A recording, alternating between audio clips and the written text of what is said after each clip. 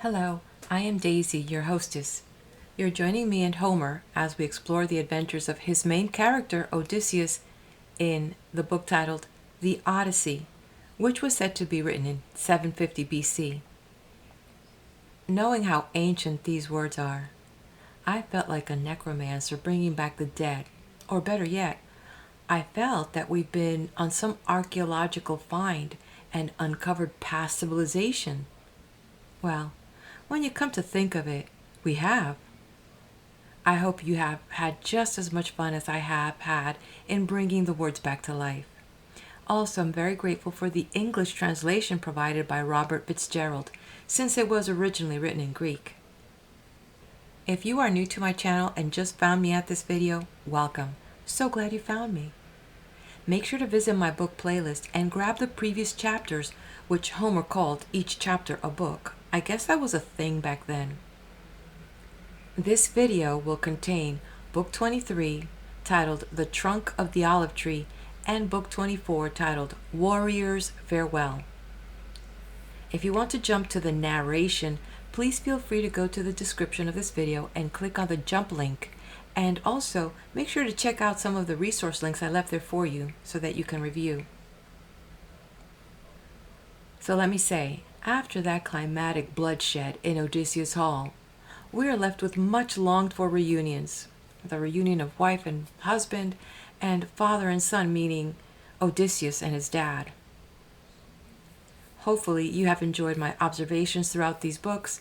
For me, not being a literary scholar, it offers a different kind of layperson perspective to see the world of antiquity, the Bronze Age coming alive, its culture, the fashion, the politics, the government, the world of the gods and their intervention with humans, those subtleties of, priestesses and seers, and those beliefs that they had, and what else? Honor, and the mysticism and the values of family. There were just a few things I'd like to point out that I found interesting as a matter of knowledge in these coming chapters or books. There was a scene when the dead souls journeyed to Hades and they had to travel through the fields of Asphodel. I looked up the plant, and I have a sweet spot for herbs. Not that I'm a herbologist, but I do try to grow an herb here and there in my garden. Of course, with the grace of the gods, Gaia, right? Hey, I'm trying to stick with the theme here, okay? So I hope I got that right. Well, I learned that in Greek mythology, the asphodel flower was associated with mourning, with the underworld and death, and that the souls of the deceased would have to go through asphodel fields. So you'll hear this in many of these Greek poems. It's in Homer, it's in the Theogony, and also I think in the Iliad. And also, as a matter of interest, I found that Pedanius Dioscorides was born in 40 AD, and he was known as the father of pharmacognosy. He was a Greek physician, a pharmacologist, a botanist, and he was the author of De Materia Medica, which was a 5-volume Greek encyclopedia about herbal medicine and related medicinal substance. It was read like for a long time. It was considered like the source, and he mentioned in there that the roots of the asphodel were eaten roasted in ashes, and also it was recommended as a cure for ulcers, infections, tuberculosis, ear infections, toothache, and also he claimed that it was a purgative. And I find it interesting because a lot of people kind of trying to wrap in the idea that you have this medical person in 40 AD, yet this plant is already being talked about in, 750 BC? And the scene set in the Bronze Age, which is, 450 BC? So it's just interesting that a lot of the knowledge back then, before this beautiful piece of work was discovered as one of the first written pieces that actually begins to showcase the gods and also some of the politics and some of this, like the heart of humanity. We get to also see some of these side stories if we look into it a little bit deeper, right? Coincidentally, as I'm sitting here looking at this cover that I'm sharing, this image of the book Materia Medica, I mentioned in the previous video about how much snakes is throughout our past history. Like, seriously, the snake appears in the Garden of Eden. The snake appears on our caduceus today, for the sign of the medicine. Look at that. There's the snake and a scorpion there in this little chest that they have in this image. So something interesting to look at. I mean, I know that recently we had a pandemic situation and they said, oh, there's something about snake venom. Looks like the snake has a very long relationship with man. Maybe something to look at or look into in the future. What do you think? Anyway, going back to this, I also found that when the souls were coming, the souls that Odysseus had slain were heading over to Hades, going through the Asphodel field. They met with the soul of King Agamemnon, and they had a little parlay, a little conversation. And I guess he was saying, hey, well, what's going on over there? And I think it was Achilles who said, well, they mourned you. Yeah, a lot of people mourned you, and the men, in honor of you, shaved their heads, So that as a ritual was kind of interesting to me. And I will admit, I was very eager for the reunion of Odysseus and his lovely Penelope, and I loved the secret between them because she was hesitant to even approach him. And he was ready to well, make my bed, what have you, but she still was testing him, testing if this was really him. So hopefully you'll catch that. And hence that's the title of the book 23. It's the trunk of the olive tree. And I have to admit, my eyes were a little bit watery when the reunion of Odysseus and his dad, was being shared. And I actually had to walk away from the reading, and I was choked up, but it was a happy choked up. So come with me. I see Odysseus heading over there to his dad. We can watch from behind this tree.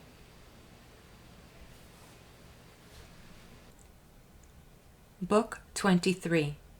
The Trunk of the Olive Tree. The old nurse went upstairs exulting, with knees toiling, and patter of slapping feet to tell the mistress of her lord's return, and cried out by the lady's pillow. Wake, wake up, dear child. Penelope, come down, see with your own eyes what all these years you longed for. Odysseus is here. Oh, in the end, he came. And he has killed your suitors, killed them all who made his house a bordel, and ate his cattle and raised their hands against his son. Penelope said, Dear nurse, the gods have touched you. They can put chaos into the clearest head and bring a lunatic down to earth. Good sense you always had. They've touched you. What is this mockery you wake me up to tell me, breaking in on my sweet spell of sleep? I had not dozed away so tranquilly since my lord went to war on that ill wind to Ilion. Oh, leave me. Back downstairs. If any other of my women came in babbling things like these to startle me, I'd see her flogged out of the house. Your old age spares you that. Euryclea said, Would I play such a trick on you, dear child? It is true, true as I tell you, he has come. That stranger they were baiting was Odysseus. Telemachus knew it days ago. Cool head, never to give his father away, till he paid off those swollen dogs. The lady in her heart's joy now sprang up with sudden dazzling tears and hugged the old one, crying out, But try to make it clear. If he came home in secret, as you say, could he engage them single-handed? How? They were all down there still in the same crowd. To this, Euryclea said, I did not see it. I knew nothing. Only I heard the groans of men dying. We sat still in the inner rooms holding our breath and marveling, shut in, until Telemachus came to the door and called me, Your own dear son, sent this time by his father. So I went out and found Odysseus erect, with dead men littering the floor this way and that. If you had only seen, it would have made your heart glow hot. A lion splashed with mire and blood. But now the cold corpses are all gathered at the gate, and he has cleansed his hall with fire and brimstone, a great blaze. Then he sent me here to you. Come with me. You may both embark this time for happiness together, after pain, after long years. Here is your prayer, your passion granted. Your own Lord lives. He is at home. He found you safe. He found his son. The suitors abused his house, but he has brought them down. The attentive lady said, Do not lose yourself in this rejoicing. Wait, you know how splendid that return would be for us, how dear to me, dear to his son and mine. But no, it is not possible. Your notion must be wrong. Some god has killed the suitors, a god, sick of their arrogance and brutal malice, for they honored no one living, good or bad, whoever came their way. Blind young fools, they've tasted death for it. But the true person of Odysseus? He lost his home. He died far from Asia. The old nurse sighed. How queer the way you talk. Here he is, large as life, by his own fire, and you deny he ever will get home? Child, you always were mistrustful. But there is one sure mark that I can tell you. That scar left the boar's tusk long ago. I recognized it when I bathed his feet, and would have told you, but he stopped my mouth, forbade me, in his craftiness. Come down. I stake my life on it. He's here. Let me die in agony if I lie. Penelope said, Nurse dear, though you have your wits about you, still it is hard not to be taken in by the immortals. Let us join my son, though, and see the dead and that strange one who killed them. She turned then to descend the stair, her heart in tumult. Had she better keep her distance and question him, her husband? Should she run up to him, take his hands, kiss him now? Crossing the door-sill, she sat down at once in firelight, against the nearest wall, across the room from the Lord Odysseus. There, leaning against a pillar, sat the man, and never lifted up his eyes, but only waited for what his wife would say when she had seen him. And she, for a long time, sat deathly still in wonderment. For sometimes as she gazed she found him, yes, clearly, like her husband, but sometimes blood and rags were all she saw. Telemachus's voice came to her ears. Mother, cruel mother, do you feel nothing, drawing yourself apart this way from father? Will you not sit with him and talk and question him? What other woman could remain so cold? Who shuns her lord, and he come back to her from wars and wandering after 20 years? Your heart is hard as flint and never changes. Penelope answered, I am stunned, child. I cannot speak to him. I cannot question him. I cannot keep my eyes upon his face. If really he is Odysseus, truly home, beyond all doubt we too shall know each other better than you or anyone.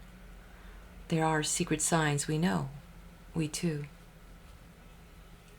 A smile came now to the lips of the patient hero, Odysseus, who turned to Telemachus and said, Peace. Let your mother test me at her leisure. Before long she will see and know me best. These tatters, dirt, all that I'm caked with now, make her look hard at me and doubt me still. As to this massacre, we must see the end. Whoever kills one citizen, you know, and has no force of armed men at his back, and better take himself abroad by night and leave his kin. Well, we cut down the flower of Ithaca, the mainstay of the town. Consider that. Telemachus replied respectfully, Dear father, enough that you yourself study the danger, foresighted in combat as you are. They say you have no rival. We three stand ready to follow you and fight. I say, for what our strength avails, we have the courage. And the great tactician Odysseus answered, Good. Here is our best maneuver, as I see it. Bathe, you three, and put fresh clothing on. Order the women to adorn themselves, and let our admirable harper choose a tune for dancing, some light-hearted air, and strum it.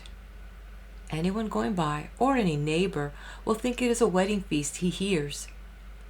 These deaths must not be cried about the town till we can slip away to our own woods. We'll see what weapon, then, Zeus puts into our hands. They listened attentively, and did his bidding, bathed and dressed afresh, and all the maids adorned themselves.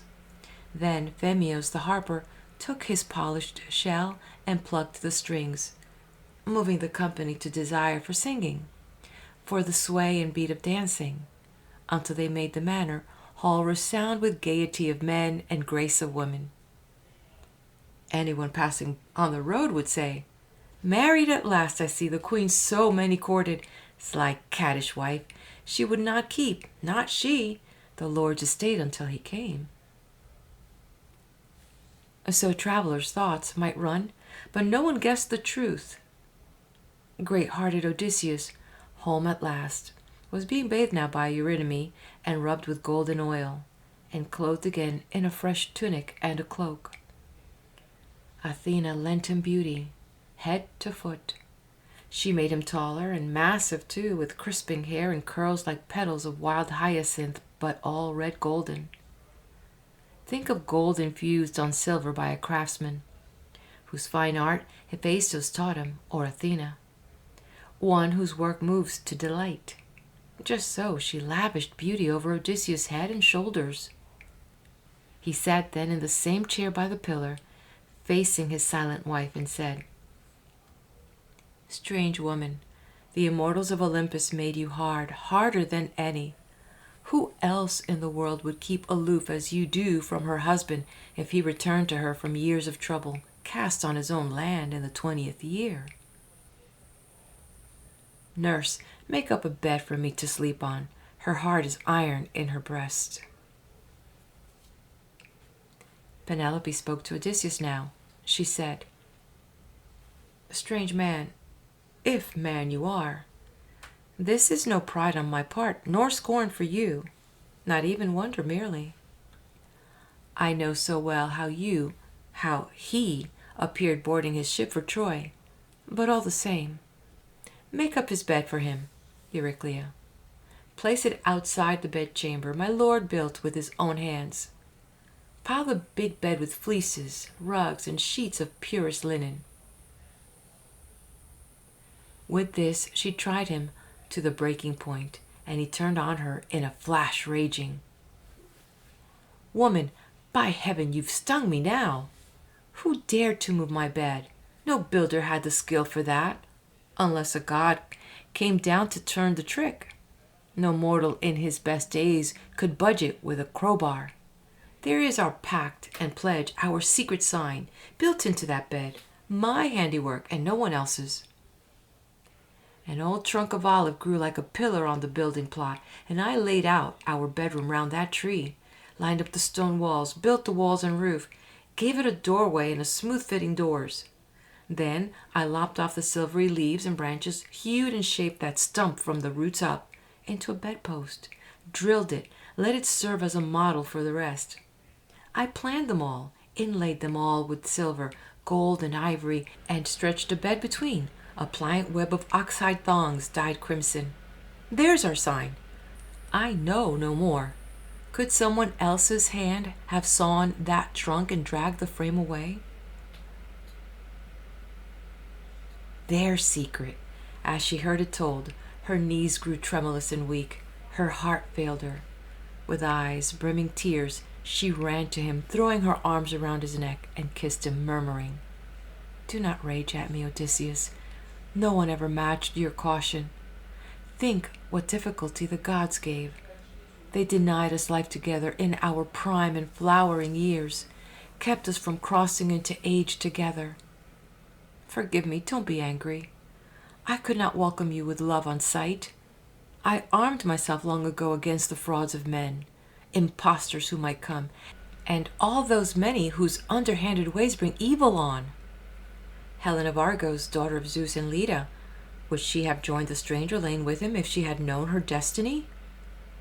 Known the Aeacians in arms would bring her back to her own country? Surely a goddess moved her to adultery, her blood unchilled by war and evil coming, the years, the desolation, ours too. But here and now, what sign could be so clear as this of our own bed? No other man has ever laid eyes on it, only my own slave, Actorus, that my father sent with me as a gift. She kept our door. You make my stiff heart know that I am yours." Now from his heart into his eyes the ache of longing mounted, and he wept at last. his dear wife, clear and faithful, in his arms, longed for as the sun-warmed earth is longed for a swimmer spent in rough water where his ship went down under Poseidon's blows, gale, winds, and tons of sea. Few men can keep alive through a big surf to crawl, clotted with brine, on kindly beaches in joy, knowing the abyss behind. And so she too rejoiced, her gaze upon her husband, her white arms round him pressed as though forever. The rose dawn might have found them weeping still had not gray-eyed Athena slowed the night when night was most profound, and held the dawn under the ocean of the east. That glossy team, fire-bright and day-bright, the dawn's horses that draw her heavenward for men, Athena stayed there, harnessing. Then said Odysseus, "My dear, we have not won through to the end. One trial, I do not know how long, is left for me to see fulfilled. Tiresias' ghost forewarned me the night I stood upon the shore of death, asking about my friend's homecoming and my own. But now the hour grows late. It is bedtime. Rest will be sweet for us. Let us lie down." To this Penelope replied, "That bed, that rest is yours whenever desire moves you. Now the kind powers have brought you home at last. But as your thought has dwelt upon it, tell me, what is the trial you face? I must know soon. What does it matter if I learn tonight?" The teller of many stories said, "My strange one, must you again, and even now, urge me to talk? Here is a plodding tale, no charm in it, no relish in the telling. Tiresias told me I must take an oar and trudge the main land, going from town to town, until I discover men who have never known the salt blue sea, nor flavor of salt meat, strangers to painted prows, to watercraft and oars like wings, dipping across the water. The moment of revelation he foretold was this, for you may share the prophecy. Some traveler falling in with me will say, 'A winnowing fan, that on your shoulder, sir?' There I must plant my oar, on the very spot, with burnt offerings to Poseidon of the waters, a ram, a bull, a great buck boar. Thereafter, when I come home again, I am to slay full hecatombs to the gods who own broad heaven, one by one. Then death will drift upon me from seaward, mild as air, mild as your hand, in my well-tended weariness of age, contented folk around me on our island. He said all this must come." Penelope said, "If by the gods' grace age at least is kind, we have that promise. Trials will end in peace." So he confided in her, and she answered. Meanwhile, Ur-Nammu and the nurse together laid soft coverlets on the master's bed, working in haste by torchlight. Euryclea retired to her quarters for the night, and then Ur-Nammu, as maid-in-waiting, lighted her lord and lady to their chamber with bright brands. She vanished. So they came into that bed so steadfast, love of old, opening glad arms to one another.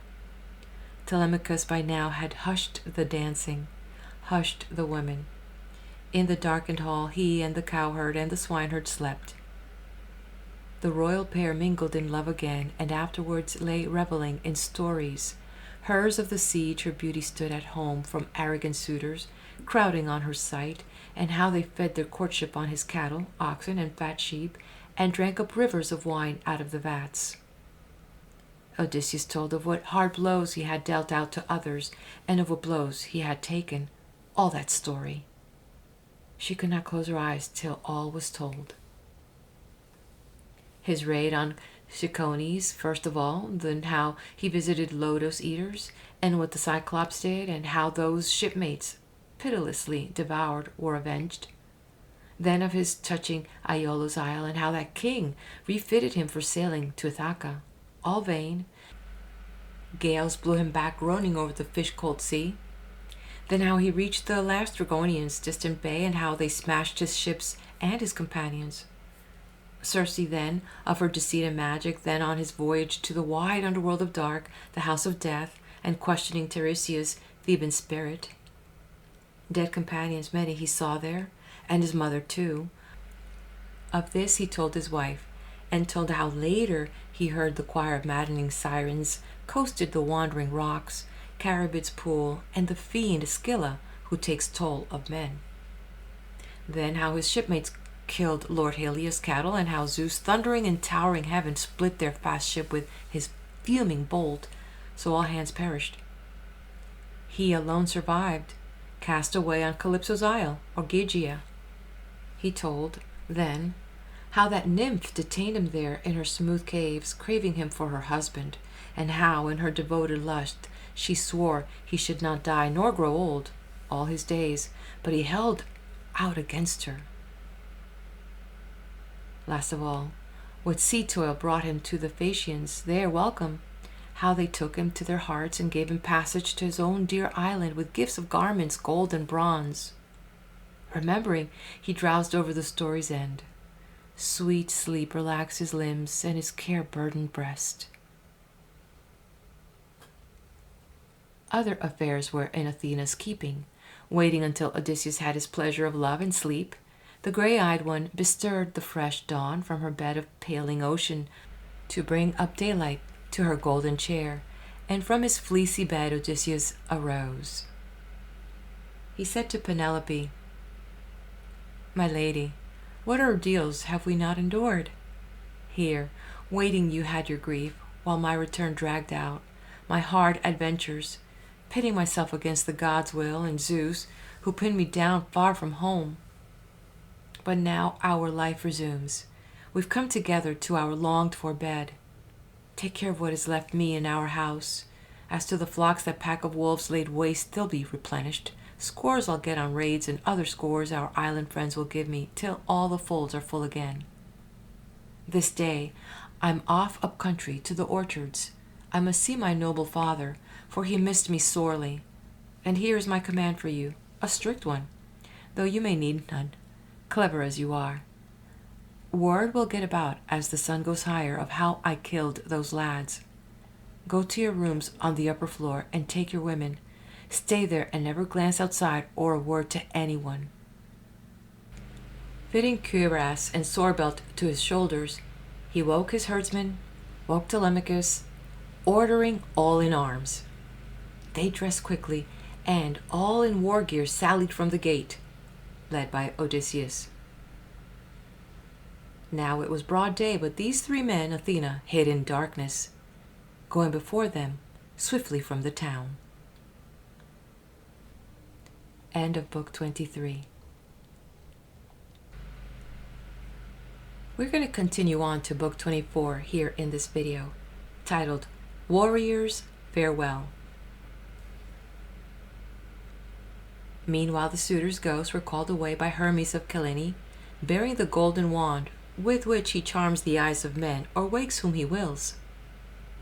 He waved them on, all squealing as bats will in a cavern's underworld, all flitting crisscross in the dark if one falls on the rock-hung chain is broken. So with faint cries the shades trailed after Hermes, pure deliverer. He led them down dank ways, over gray ocean tides, the snowy rock, past shores of dream and narrows of the sunset, in swift flight to where the dead inhabit wastes of Asphodel at the world's end. Crossing the plain they met Achilles' ghost, Patroclus and Antilochus, then Aias, noblest of the Danaans, after Achilles in strength and beauty. Here the newly dead drifted together, whispering. Then came the soul of Agamemnon, son of Atreus, in black pain forever, surrounded by men-at-arms who'd perished with him in Aegisthus' hall. Achilles greeted him. "My lord, Atrides, we held that Zeus, who loves the play of lightning, would give you length of glory. You were king over so great a host of soldiery before Troy, where we suffered, we Aeacians. But in the morning of your life you met that doom that no man born avoids. It should have found you in your day of victory, marshal of the army in Troy country. then all Asia would have heaped your tomb and saved your honor for your son. Instead, piteous death awaited you at home."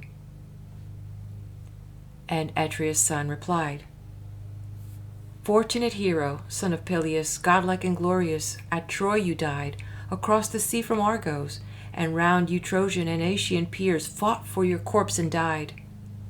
A dust cloud wrought by a whirlwind hid the greatness of your slain, minding no more the mastery of horses.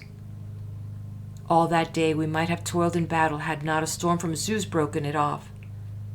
We carried you out of the field war, down to the ships and bathed your comely body with warm water and scented oil. We laid you upon your long bed, and our officers wept hot tears like rain and cropped their hair. Then hearing of it in the sea, your mother, Thetis, came with Nereids of the grey wave crying unearthly lamentation over the water, and trembling gripped the Aeacians to the bone. They could have boarded ship that night and fled, except the one man's wisdom, venerable Nestor, proven counselor in the past. He stood and spoke to allay their fear. Hold fast, sons of Aeacians, lads of Argos. His mother it must be, with nymphs, her sisters, come from the sea to mourn her son in death."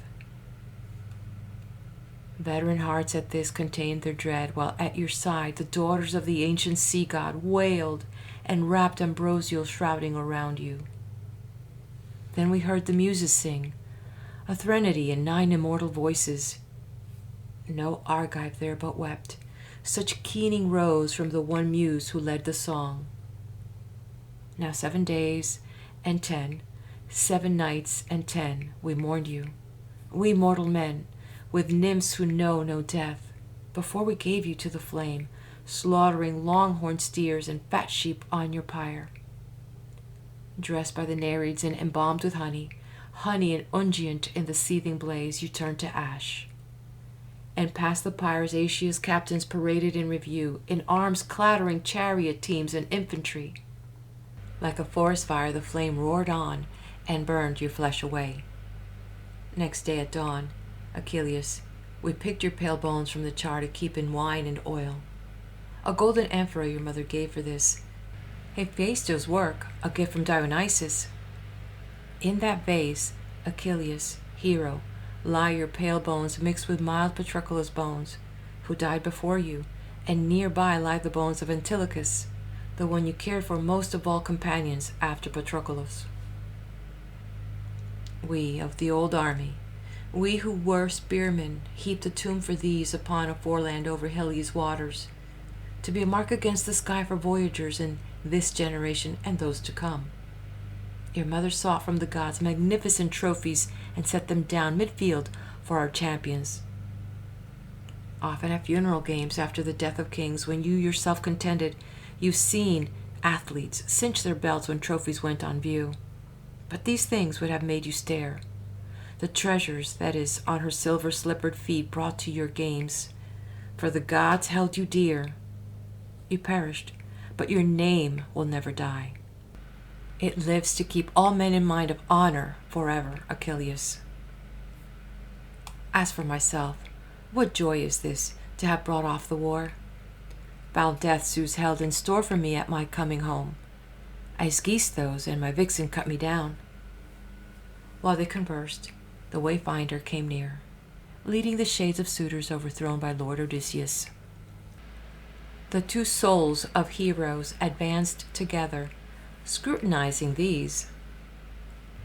Then Agamemnon recognized Amphimedon, son of Melanius, friends of his on Ithaca, and called out to him, "Amphimedon, what ruin brought you into this undergloom?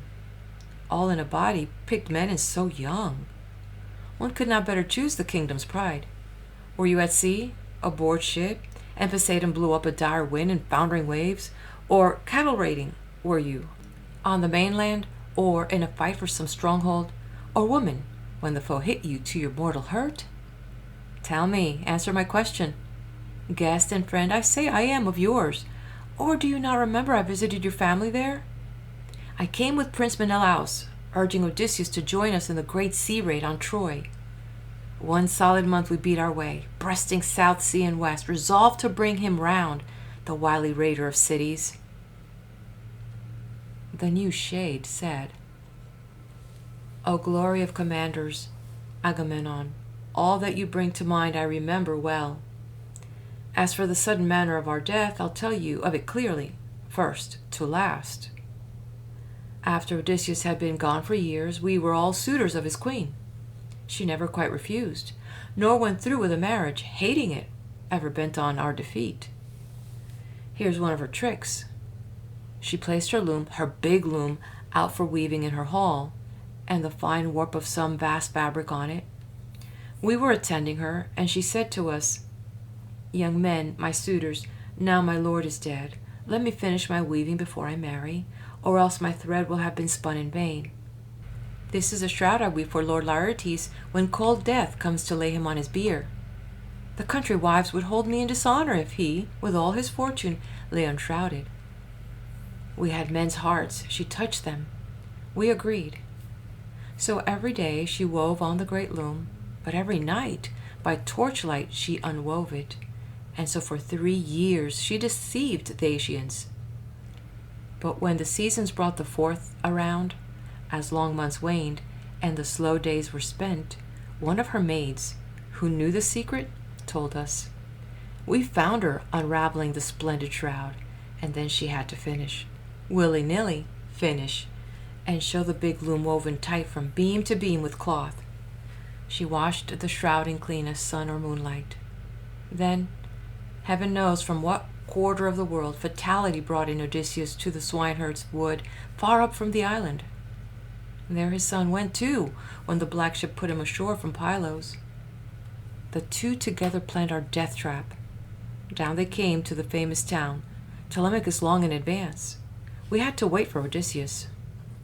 The swineherd led him to the manor later in rags like a foul beggar, old and broken, propped on a stick.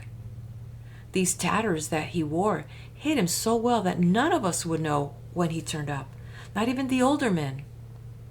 We jeered at him, took potshots at him, cursed him. Daylight and evening in his own great hall he bore it, patient as a stone. That night the might of Zeus beyond the storm cloud stirred him with Telemachus at hand to shift his arms from Megaron to storage room and lock it.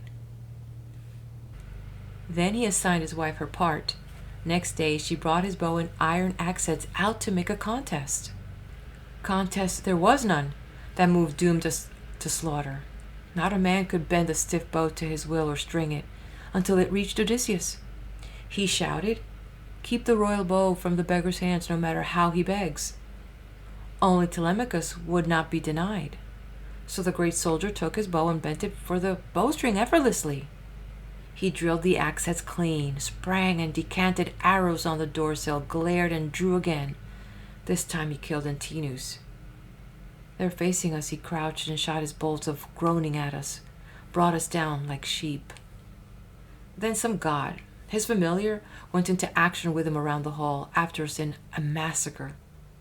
Men lay groaning, mortally wounded, and the floor smoked with blood. That was the way our death came, Agamemnon.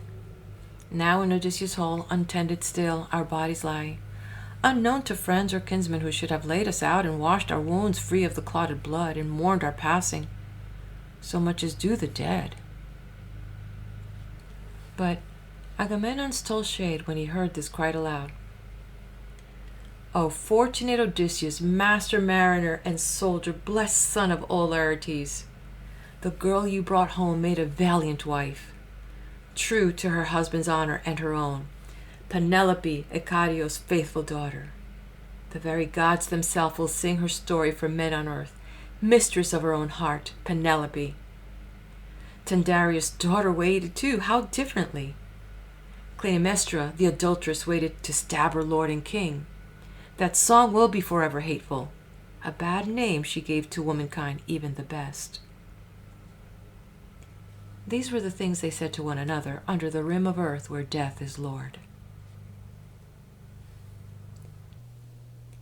Leaving the town, Odysseus and his men that morning reached Laertes' gardens lands, long since won by his toil from wilderness, his homestead, and the row of huts around it where field hands rested, ate, and slept. Indoors he had an old slave woman, a sickle, keeping house for him in his secluded age. Odysseus here took leave of his companions. "Go make yourselves at home inside," he said. "Roast the best porker and prepare a meal. I'll go to try my father. Will he know me? Can he imagine it after 20 years? He handed spear and shield to the 2 herdsmen, and in they went, Telemachus too. Alone Odysseus walked the orchard rows and vines. He found no trace of Dolios and his sons, nor the other slaves, all being gone that day to clear a distant field, and drag the stones for a boundary wall. But on a well-blanked plot, Odysseus found his father in solitude, spading the earth around a young fruit tree. He wore a tunic, patched and soiled, and leggings, oxhide patches, bound below his knees against the brambles, gauntlets on his hands, and on his head a goatskin cowl of sorrow. This was the figure Prince Odysseus found, wasted by years, racked, bowed under grief. The son paused by a tall pear tree and wept, then inwardly debated. Should he run forward and kiss his father, and pour out his tale of war, adventure, and return, or should he first interrogate him, test him? Better that way, he thought. First draw him out with sharp words, trouble him. His mind made up, he walked ahead. Laertes went on digging, head down, by the sapling, stamping the spade in. At his elbow then his son spoke out. "Old man, the orchard keeper you work for is no townsman. A good eye for growing things he has. There's not a nursling, fig tree, vine stalk, olive tree, or pear tree, or garden bed uncared for on this farm. But I might add, don't take offense, your own appearance could be tidier. Old age, yes, but why the squalor and rags to boot? It would not be for sloth now that your master leaves you in this condition? Neither at all because there is any baseness in yourself. No, by your features, by the frame you have, a man might call you kingly. One should bathe warm, sup well, and rest easy in age's privilege. But tell me, who are your masters? Whose fruit trees are these you tend here? Tell me if it's true this island is Ithaca, as that fellow I fell in with told me on the road just now. He had a peg loose, that one. Couldn't say a word or listen when I asked about my friend, my Ithacan friend. I asked if he were alive or gone long since into the underworld. I can describe him if you care to hear it. I entertained the man in my own land when he turned up there on a journey. Never had a guest more welcome in my house. He claimed his stock was Ithacan. Laertes Arcesides, he said his father was. I took him home, treated him well, grew fond of him, though we had many guests, and gave him gifts in keeping with his quality. 7 bars of measured gold, a silver wine bowl filigreed with flowers, 12 light cloaks, 12 rugs, robes, and tunics, not to mention his own choice of women trained in service, the 4 well-favored ones he wished to take. His father's eyes had filled with tears. He said, "You've come to that man's island, right enough. But dangerous men and fools hold power now. You gave your gifts in vain. If you could find him here in Ithaca alive, he'd make return of gifts and hospitality, as custom is, when someone has been generous. But tell me accurately, how many years have now gone by since that man was your guest? Your guest, my son, if he indeed existed, born to ill fortune as he was. Ah, far from those who loved him, far from his native land. In some sea dingle, fish have picked his bones, or else he made the vultures and wild beasts a trove ashore. His mother at his bier never bewailed him, nor did I, his father, nor did his admirable wife Penelope, who should have closed her husband's eyes in death and cried aloud upon him as he lay. So much is due the dead. But speak out, tell me further. Who are you? Of what city and family? Who have you moored the ship that brought you here? Where is your admirable crew?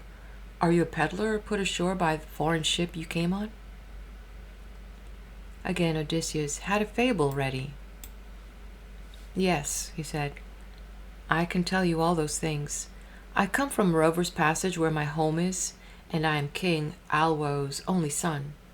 My name is Corlman.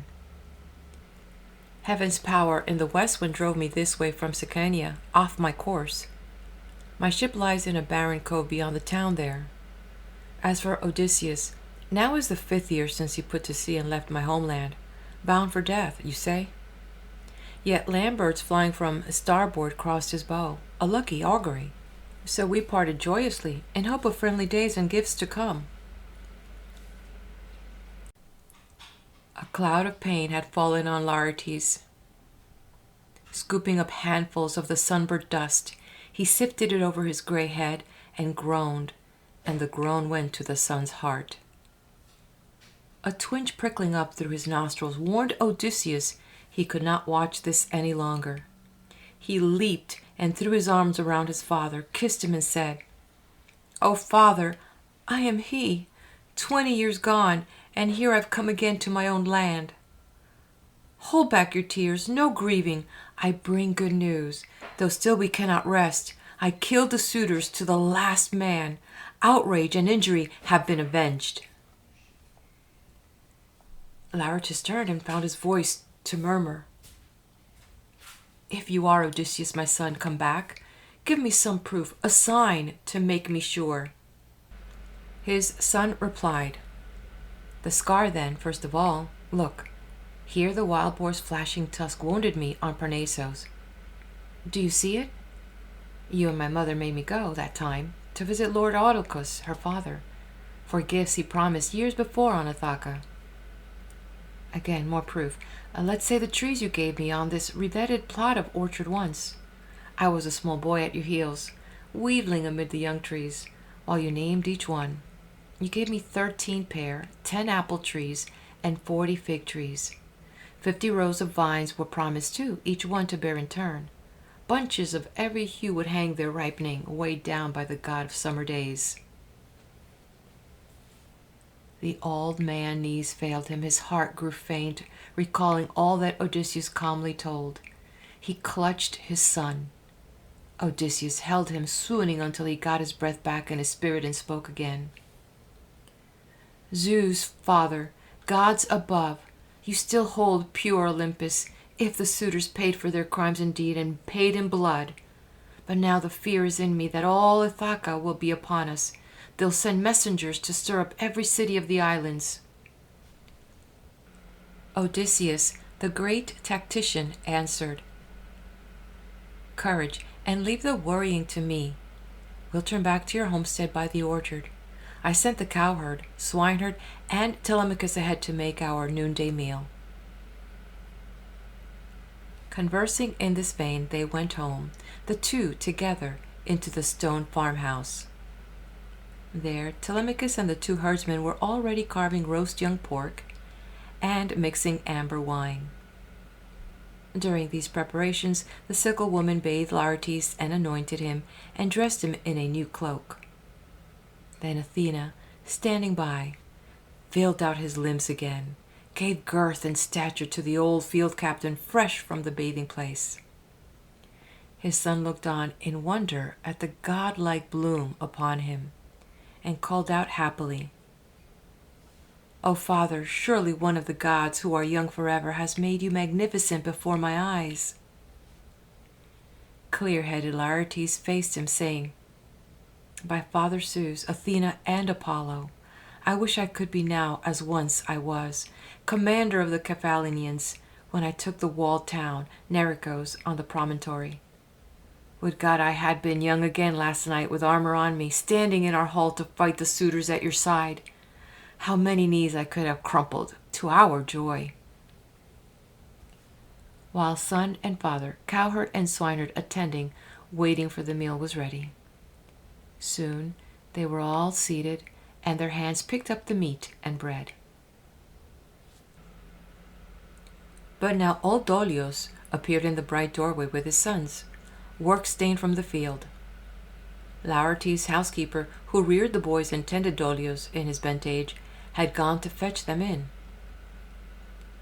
When it came over them who the stranger was, they halted in astonishment. Odysseus hid an easy tone with them. Said he, "Sit down and help yourselves. Shake off your wonder. Here we've been waiting for you all this time, and our mouths watering for good roast pig." But Dolius came forward, arms outstretched, and kissed Odysseus' hand and the wrist bone, crying out, "Dear master, you returned. You came to us again. How we had missed you! We thought you lost. The gods themselves had brought you. Welcome, welcome! Health and blessings on you. And tell me now, just one thing more. Penelope, does she know yet that you are on the island? Or should we send a messenger?" Odysseus gruffly said, "Old man, she knows. Is it for you to think of her?" So Dolius quietly took a smooth bench at the table, and in their turn his sons welcomed Odysseus, kissing his hands. Then each went to his chair beside his father. Thus our friends were occupied in Laertes' house at noon. Meanwhile, to the four quarters of the town the news ran. Bloody death had caught the suitors, and men and women in a murmuring crowd gathered before Odysseus' hall. They gave burial to the piteous dead, or bore the bodies of young men from other islands down to the port, thence to be ferried home. Then all the men went grieving to assembly, and being seated, rank by rank, grew still as old Eupeithes rose to address them. Pain lay in him like a brand for Antinous, the first man that Odysseus brought down, and tears flowed for his son as he began.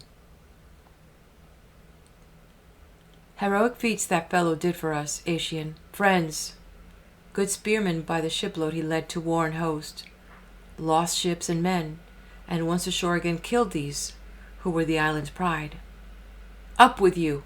After him! Before he can take flight to Pylos town or hide at Elis under Epean law. We'd be disgraced forever, mocked for generations if we cannot avenge our son's blood and our brothers'. Life would turn to ashes, at least for me. Rather be dead and join the dead.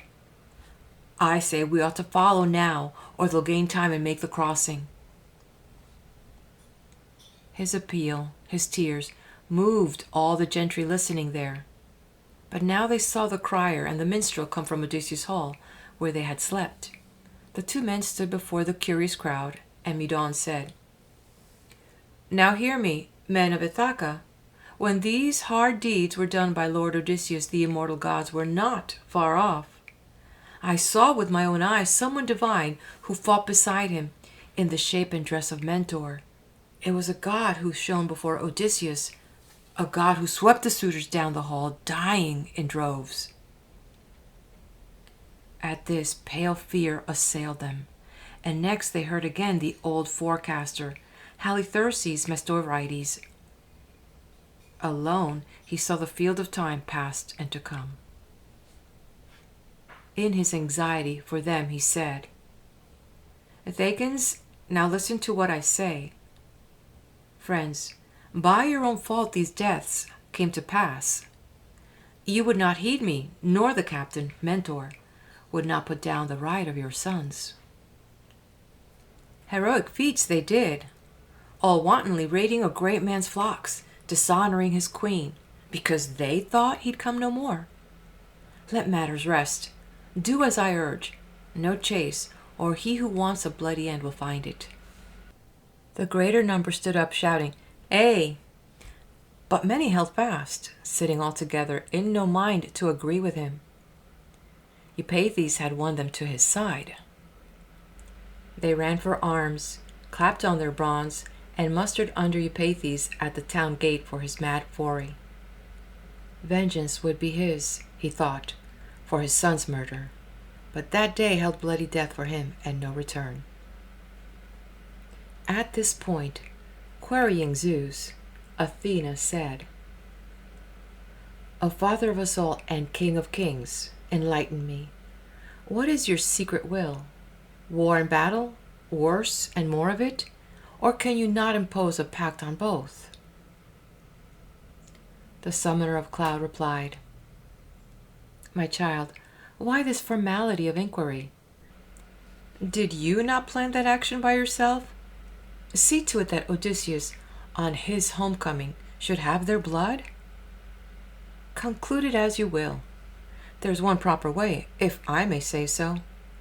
Odysseus' honor being satisfied, let him be king by a sworn pact forever, and we, for our part, will blot out the memory of sons and brothers slain. As in the old time, let men of Ithaca henceforth be friends, prosperity enough, and peace attend them. Athena needed no command, but down in one spring she descended from Olympus just as the company of Odysseus finished wheat crust and honeyed wine, and heard him say, "Go out, someone, and see if they are coming." One of the boys went to the door as ordered and saw the townsmen in the lane. He turned swiftly to Odysseus. "Here they come," he said. "Best arm ourselves and quickly." All up at once, the men took helm and shield. 4 fighting men, counting Odysseus, with Dolios' half-dozen sons. Laertes armed as well, and so did Dolios, graybeards. They could be fighters in a pinch. Fitting their plated helmets on their heads, they sallied out, Odysseus in the lead. Now from the air, Athena, Zeus' daughter, appeared in Mentor's guise, with Mentor's voice, making Odysseus' heart grow light. He said to put cheer in his son, "Telemachus, you are going into battle against pikemen, where hearts of men are tried. I count on you to bring no shame upon your forefathers. In fighting power we have excelled this lot in every generation." Said his son, "If you are curious, father, watch and see the stuff that's in me. No more talk of shame." And old Laertes cried aloud, "Ah, what a day for me, dear gods, to see my son and grandson be in courage." Athena halted near him, and her eyes shone like the sea. She said, "Arcesides, dearest of my old brothers in arm, invoke the gray-eyed one and Zeus her father, heft your spear and make your throw." Power flowed into him from Pallas Athena, whom he invoked as Zeus's virgin child, and he let fly his heavy spear.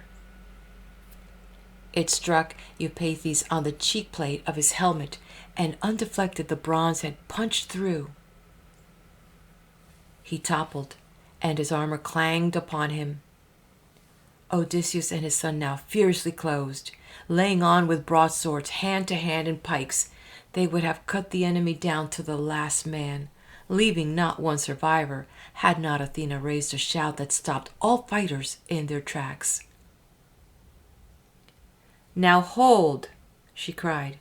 "Break off this bitter skirmish, and your bloodshed, Ithacans, and make peace." Their faces paled with dread before Athena, and swords dropped from their hands unnerved to lie strewing the ground at the great voice of the goddess.